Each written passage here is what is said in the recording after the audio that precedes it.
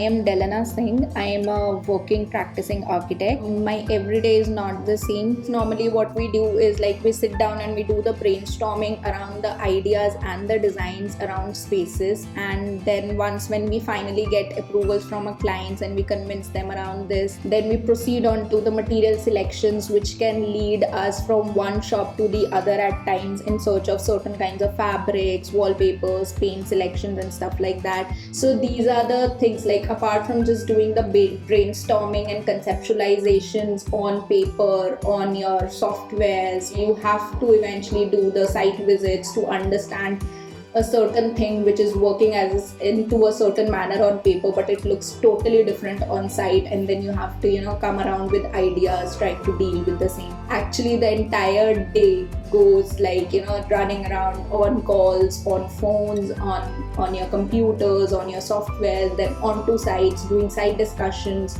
with the clients, with the vendors, with the contractors, with the on-site people who are working. So it's a mix. No, there is no end to it, and I don't think there's a beginning to it as well. At times you're sleeping and in the middle of your sleep you might get this idea, you just wake up and you jot it down and you start working around it because you so not want to lose that idea.